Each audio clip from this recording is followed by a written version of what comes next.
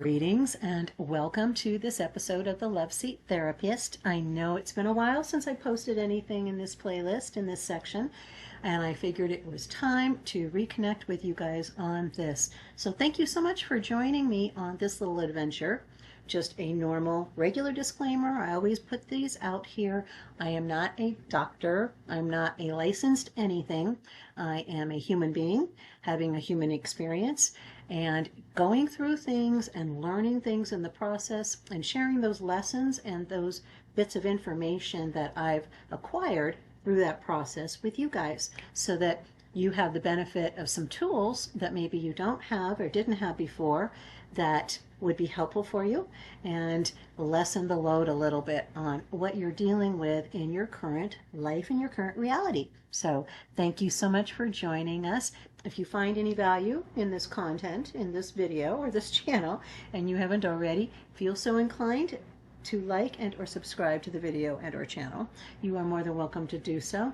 I don't get any money from these videos. This will never be a monetized channel, but it does help the YouTube algorithm help other people find these videos and find this channel. So today we are talking about a very important topic. This is past revision. So let's dive in and get started.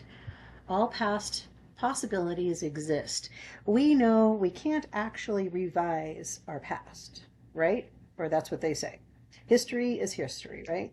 But how we act now, the thoughts we think and the emotions we feel are based on our history, on our past. What things that we remember in our memory are what happened in our past. So if we change our memory of the past, we change how we think and how we feel now and going forward.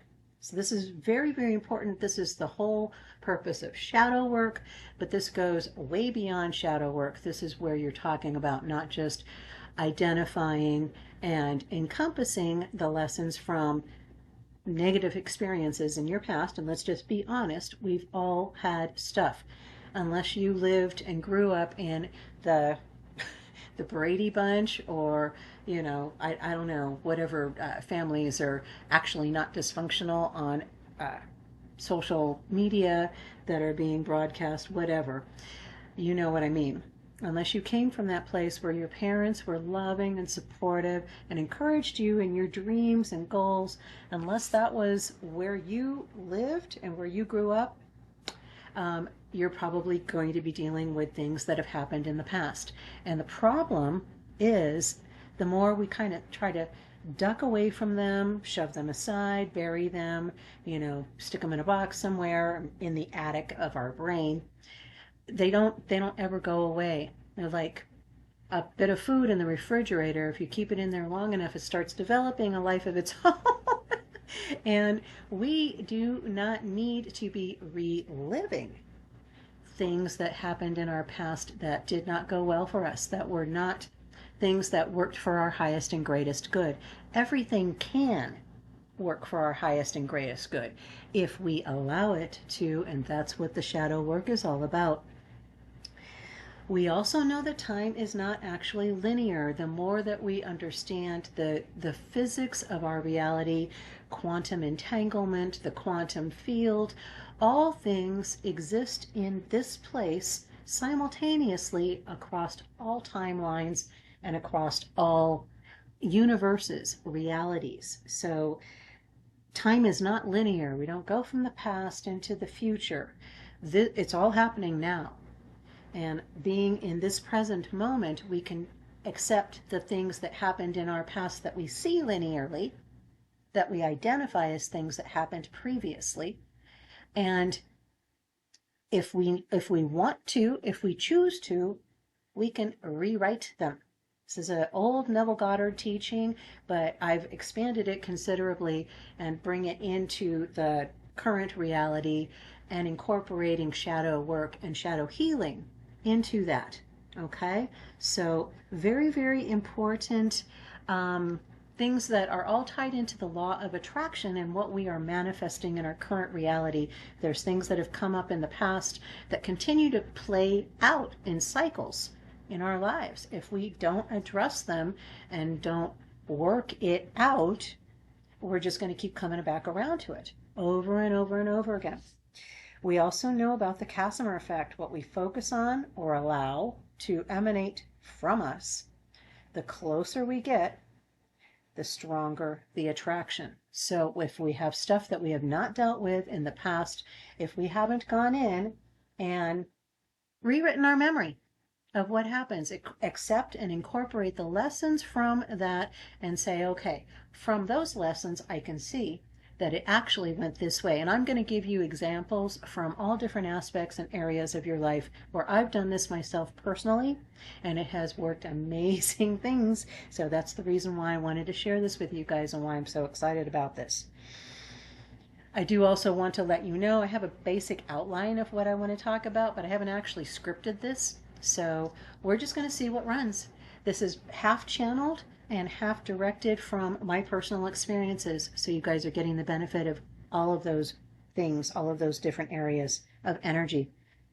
Now, I like to work both ends against the middle. I work on shadow work from stuff that's happened in the distant past. And I also do shadow work because it's an ongoing thing. Like I said, things that haven't been fully addressed in the old past will continue to manifest into our current reality and become our new past, right? So very, very important that we are paying attention to what is happening, what keeps coming up in our lives, and address the cause, not just, keep sticking Band-Aids on them and hope they'll go away. Most of the time, the answer is they will not. So let's start out with the first thing. We don't ever want to go here, but let's just go get it out of the way. Eat that frog, right? Here we go. We've got childhood trauma. Now we know that childhood trauma continues to surface, things that happened to us when we were little that we didn't have any control over, that definitely did not work to our benefit. Like I said, unless you lived in that perfect environment, with those perfect parents in that perfect world, there's stuff from your past that didn't go well. You may have been a victim of bullying. You may have been a bully. You may have had abuse from your parents, abuse from a relative or friend. It could have been physical, emotional, sexual. It could have been any or all of the above. It's very difficult to face those things, to, in essence, relive them briefly for a specific purpose. But if we don't do it, what happens is it keeps coming up in our memories, it keeps coming up in our dreams, it keeps coming up in situations in our current lives. And honestly, the best thing that you can do for yourself is address what has happened in the far distant past first. It's the foundation. It's what gives you that solid, concrete structure that you can build the rest of your life on. You can look at it a couple of different ways. You can look at childhood trauma as old toxins that are now being released. And we know that anything that's being released that no longer serves us allows room and space for things to come in that are beneficial, that are blessings, that are abundant and successful, and prosperity and love and health, all of those things. If we don't address our childhood traumas, if we don't address the stuff that happened between the ages of 0 and 7, really, our minds were so plastic in those years that we literally took as gospel, took as the word, anything that anybody said to us. And we need to address things that we know are lies, things that we know were said to us for whatever reason, whether it was intended beneficially or not, does not matter. If it no longer serves us, we want to get rid of it. We want to let it go. We want to get it out of our system like a toxin, like a poison. You can look at it that way. I prefer to look at it a little bit different way. I look at it in terms of diamonds being released from coal, breaking away from the coal, the dark, black, gray, dusty, dry, dead, and becoming a new entity, a crystalline entity. Those diamonds are the wisdom nuggets, the experience that you learned, that you've incorporated the benefits of into your cellular structure, so that you can take that strength and use it to propel you forward in your life. So what I had done, continue to do, is I ask myself, what is an experience that happened in my distant past when I was a kid that bothers me still, that makes me uncomfortable, that reminds me of pain, that reminds me of embarrassment, that reminds me of sorrow. Those emotions have polar opposites that are available to us if we take the opportunity to explore that.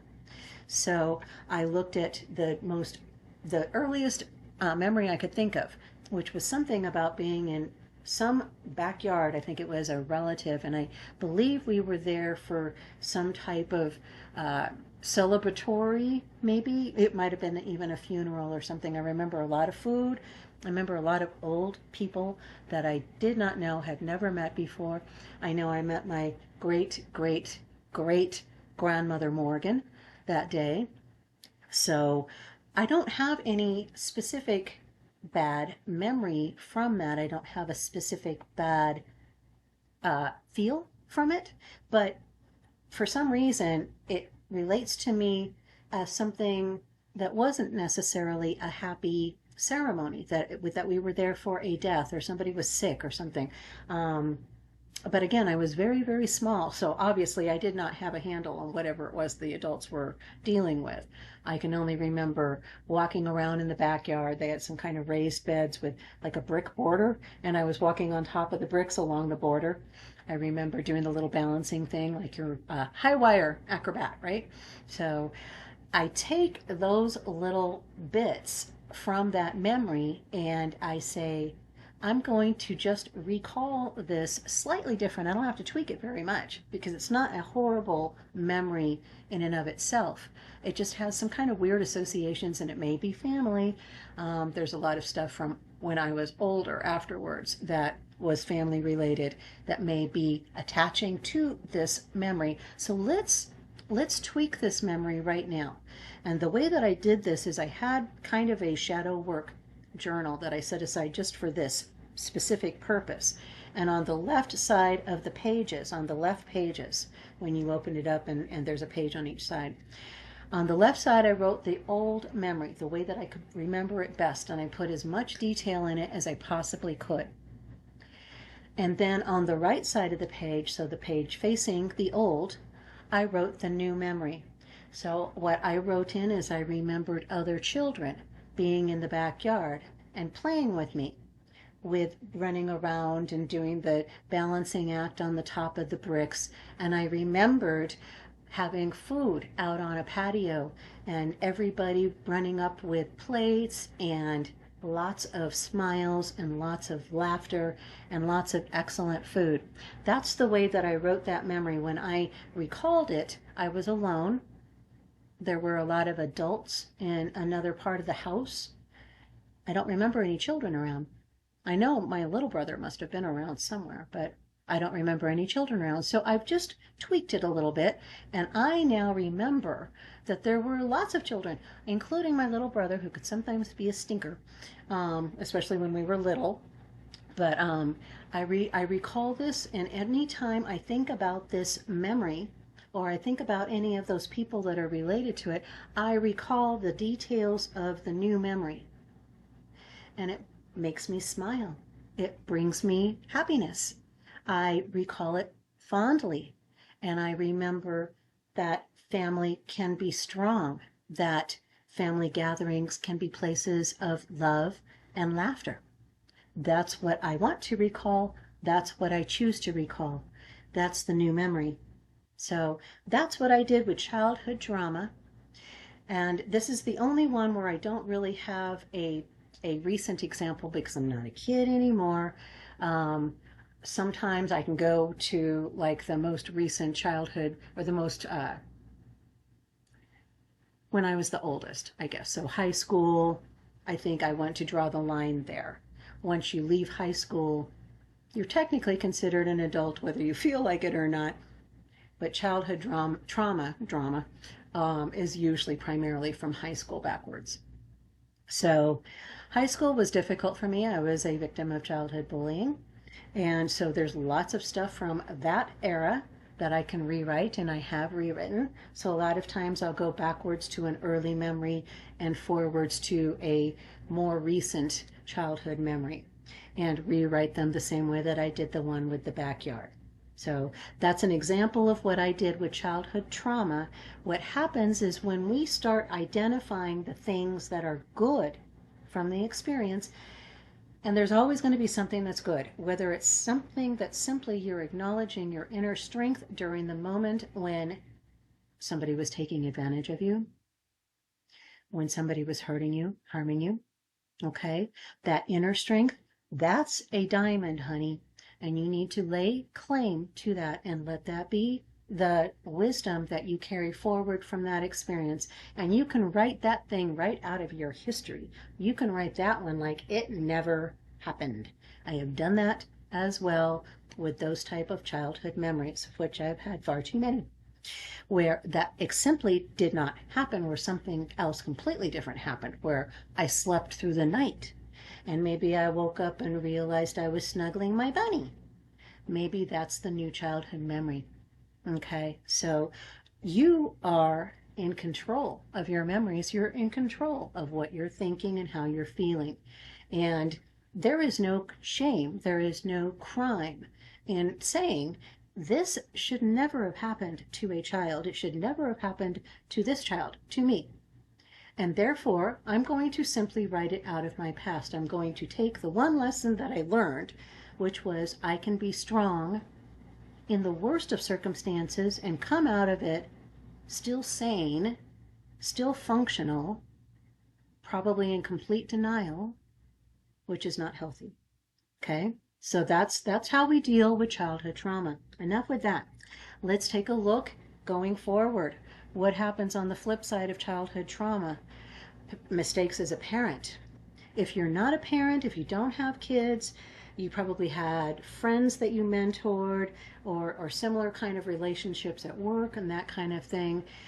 We're looking at relationships that we had as an adult, where we had a more adult-ish role and our other person had a more childlike role. So if none of that applies to you at all, you don't feel that is anything that you have anything to do with and you're not going to get any benefit from this, just switch up to the next time thing for the next section. I'll put the timestamps down in the description for you. So, mistakes as a parent. We have all done stuff as our children were growing up. We didn't know any better. We learned as we went along. Nobody, very rarely, again, this is not going to be true for the people that lived in a utopian family that had lots of support and education and knowledge that was being passed to them on an ongoing basis as they were raising their children. Most of us don't have that benefit. I, myself, both of my parents were deceased. So I didn't have any parents that I would have asked for information on, and truthfully, neither of my parents were amazingly examples, role models, so I probably would have hit them up for a lot of information. I would have gone to probably friends that were older that had children my kids' age and maybe older, and see how they addressed certain things. But we've all made mistakes as parents.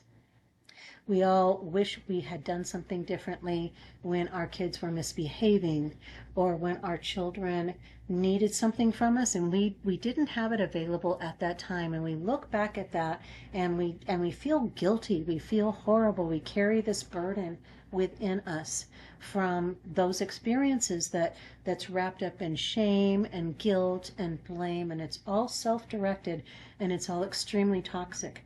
So giving yourself this opportunity to reevaluate the things that you did as a parent. Again, going to that journal, you can maybe have different sections. Have one for childhood trauma section. Next section would be parental trauma, right? And then, continue doing the same thing. With left side is the old experience, the old memory, as best as you remember it, every single detail, because you want to identify what you want to tweak, and then go forward and rewrite that memory. Now, a lot of things I like to do as well is on those right sides of pages, including in the childhood section. If there's additional childhood memories that are genuinely joyful, that do not require you to do any tweaking at all, they were perfect from start to finish. Same as mistakes as a parent and any of the other sections as we go forward. If any of those were absolutely spot on, amazing, from your experience, you want to put those on the right side of that journal as well. This is basically you're writing your life story, an autobiography, but it's the autobiography that you choose, the life that you choose. You have the option of choosing how you want to live this current experience, and you have the opportunity to change your memory of what happened in the past. And there's no limit to it, so things that don't need tweaking from the past, just put those on the right side of the pages, so that those are always on the right side. The good stuff's always on the right side. The stuff that you don't want is always on the left side, moving away from you. Okay? So mistakes as a parent, things that we know that we maybe messed up when the kids were little, go back to those experiences, write down the memory as best as you can recall it in all detail, then go to the right side of the page and rewrite that memory and tweak anything that you're not happy with. So if the weather was great, don't tweak the weather. Be sure you keep the amazing weather. But maybe change the thing where instead of yelling at your kid because they wouldn't get out of bed and they ended up falling out of bed and smacking their head on the nightstand, and you felt terrible about it because it was all your fault because you were yelling at them to begin with, right? You see the fallacy of how this is working. But we can only rewrite the past if we choose to do so. Otherwise, we'll just keep going through the same loop where it's like, oh my God, I did that bad. Oh my God, I did that bad. Oh my God, I did that bad. That's ridiculous. Stop doing that. So we want to go forward and rewrite it the way that we choose to. Same thing for financial guilt. How many of us have stuff in our carts on Amazon or eBay or Etsy or whatever your platform of choice is, things that we don't need, spending money that we don't really need to spend. So things that are happening now are directly related to the way that we did things financially when we were younger, and even from when we were children. So a lot of this can be wrapped into the childhood trauma thing, where maybe you got a job and you were excited about it and you came home and showed your parents your first paycheck and they went, oh, that's all you got?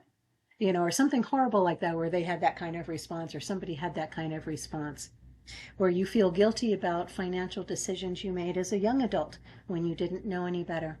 Things that maybe you're a young adult right now. Guys, if you are young and you're hearing this, you have such a benefit, because you're way more of your future is ahead than is past. So you have the opportunity to learn all of these lessons now and not make the mistakes that many of us as older adults can remember as we were growing into our adulthood. So if you're a young adult, welcome, welcome, welcome. Please don't feel like you don't belong here. You absolutely belong here. You are the next generation of the people that are going to be taking these lessons, this wisdom, and moving it forward and allowing others to see from your example how it's done so they can turn around and do the same thing.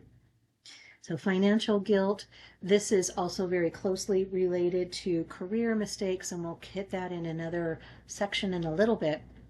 But if there's things that you remember that you did with money that you wish that you had done differently, that's what's going to go on the left side of the page in this financial guilt section. And then on the right side of the page, you will rewrite that memory in every detail necessary to absolutely change it into a positive experience where you take the lessons that you learned from living it wrong and you write it into the new memory of living it right. And that's the key. That's the ticket. That's the guide. Guys, this is the reason why we are here, is to take the wisdom from our past and use it as tools for our experience for the future. So financial guilt for the current time can be tied in very easily with the past as well. We usually continue patterns and habits. So if there's stuff in your shopping cart that you haven't bought yet, that you know you don't need, you don't have to delete it completely. You can save it for later, or whatever it is on that platform. But do evaluate what you're doing now financially and make sure that it's in alignment with the lessons that you learned from the past. Otherwise, you're just going to keep reliving the experiences from the past. All right, so our next side is relationships. From high school sweethearts, even back before high school sweethearts, from when you were little. I remember my first boyfriend, his name was Philip. I won't say his last name just in case for some unknown reason somebody that's listening to this knows him or it is him. Hey Philip, if you're there. I used to live next door to him in a house with the number 1111. No kidding, seriously guys. And he was my next door neighbor, and we would sit under the honeysuckle tree and pull off the honeysuckles and suck on them because that was what you did, right? And he gave me a little heart locket, and it had a little key, and he wrapped it up in a piece of paper napkin, and he had a little bit of masking tape around it as a bow, and on the outside he wrote, "You have the key to my heart." I think his mom helped him write that, truthfully. And he gave me this. I was blown away. So that is a relationship memory from the past that I have on the right side of my journal. There is nothing that I want to rewrite from that. That was the perfect relationship. There was no agenda. We loved each other, absolutely. And we had nothing between us. There were no barriers. We were completely together. It was amazing. Unfortunately, that's the only experience that I can tell you truthfully started out as looking like that. So going forward, usually in high school, junior high, we start running into stuff where things don't necessarily go the way that we want them to. Maybe we've done things in the past with our relationships that, looking back, we say, he turned out to be a doctor. I should have stayed. I should have kept dating him. That's totally 3D reality kind of mindset. But as an example, you understand what I'm saying. We'll look back on our past, on relationships that we had where maybe we ended them in a way that wasn't based in love, didn't come from a place of peace and joy. And a lot of times in breakups, that seems like it's not available. It always is. But we get our egos in the middle of it, and that changes everything. So relationship guilt from anything from when you were in school to the present time, if there's things that you recall that you would have loved to have done differently, now is your opportunity to rewrite that history, guys. Wow, I just looked at the timer on the clock. This is going to be a little bit longer of a Loveseat Therapist episode, so you guys just buckle down. We're almost through here. We are looking at career mistakes from the past to the present, and again, working both ends against the middle. I go back to the left side of my page and things that I did when I first got jobs, things that people said to me that maybe I responded to in a way that didn't work for the best for anybody. you know exactly what those kinds of things are that I'm talking about. This is our opportunity to rewrite that past, to rewrite those experiences. So, left side of the page, everything that you would have wanted to change. You can tell this is going to be a long process. This is going to be an ongoing, never ending process because things are going to continue to come up. But what happens is once we start rewriting this, when we recall the memory, it's like now we've got an overlay, and the more that we pay attention to Casimir effect, the more that we pay attention to that rewritten history, we can even look back in our journal and find it again and reread that new history. The more that we focus on that new history, the stronger it becomes embedded in our minds, and the stronger it affects our current actions because of how it makes us feel, which changes how we think. Our emotions change how we think. So, career issues that you can recognize, things that you wish that you had done differently, current things that you would like to see happening a different way. Absolutely, go ahead and write those in too. Make those the new reality. Write down what you would prefer for your job. You don't even have to change jobs. It's just like the relationship. If you're trying to manifest your perfect SP and you're in the middle of a relationship, you don't have to be looking outside the relationship. Your perfect SP may be in bed with you. They may simply be evolving into that, and you concentrating on all those positive aspects of them that you want to see more of, and not the negative aspects that you don't want to see more of. If you're concentrating on the positive, you're going to be encouraging those in your SP. So this is why this is so important. This is why shadow work is so important and why there's so much benefit from it. So whatever you've got going with career, and like I said, it ties in very strongly with the financial aspect as well. So our very last part that we're going to be dealing with is our self-image. And this goes through all aspects of ourselves, our personal beings. So the way that we feel and see ourselves physically. Do we feel that we are attractive? Do we look in the mirror and flinch? Do we look in the mirror and duck? Do we look in the mirror and smile? Do we look in the mirror and primp? How do we see ourselves? What is our self-image? How do we reflect who we are, who we want to be? And this is one of those aspects where it's kind of on the back end. We have the childhood trauma at the very beginning, and then we have self-image and physical guilt on the opposite side, starting from when we were a kid and moving into how we see ourselves now. So anything that you need to address physically, let's do that. Go ahead, write down everything about yourself physically. I've gone through this in detail in the Living Your Authentic Self, Living Your Authentic Life series, and you are encouraged to go there where we're going through the chakras, working on the throat chakra next.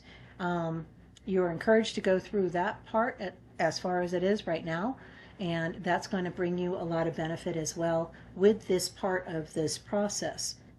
But we know that there are aspects about ourselves physically, things that we've done in the past that haven't helped us our health-wise. So rewrite everything that you would like to have about yourself physically. Okay? If you feel like you're overweight, that'll be on the left side of the page. On the right side of the page, you are healthy and strong and in good physical condition. Okay? Write down every aspect about yourself physically, what your skin looks like, what your hair looks like, everything, teeth, bones, blood, everything about yourself physically. Just get really kind of nano on it. Then go into the next aspect, which is your mind, your mental processes. Are you happy with what is going into that brain? What you're watching on the television, what you're watching on your computer or your phone. If you're watching a lot of news, none of it's good. That's not what sells advertising. What sells advertising is drama, trauma. So if that's all you're ever going to see on news is drama trauma. The only news show that I ever watch is Ross Coulthart about the UFO stuff.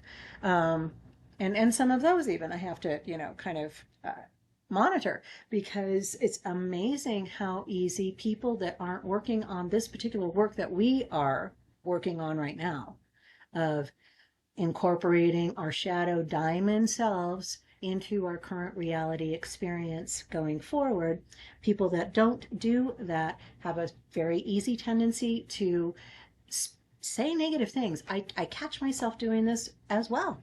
It's a very common response. Somebody said something about we're enjoying the cooler weather, and immediately, I don't know where it came from, my mouth just opened up and said something about, yep, now we've got the humidity. So now we've traded the hot, dry air for cooler, humid air.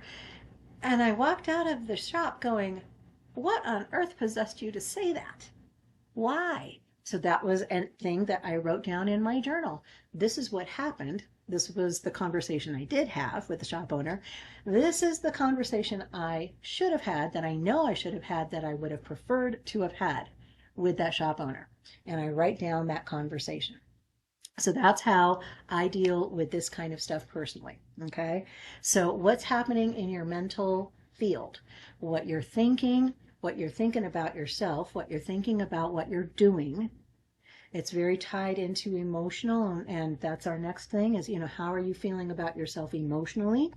Are you genuinely feeling happy? Or are you feeling kind of sad? Are you feeling frustrated? Are you feeling hopeful and excited about the future? Where do you want to be? You don't ever want to be in the miserable side. You always want to be in the fantastic side. So self-image, how we see ourselves, this mirror aspect of ourselves is literally our reflection of ourselves into the outer world. So we can look at ourselves as a reflection in a mirror. Everything that is happening in our external environment, in our personal reality as we're living it moment to moment, is a result of everything we've been thinking, everything we've been saying, and everything we've been doing, and everything we've been feeling. Not necessarily in that order.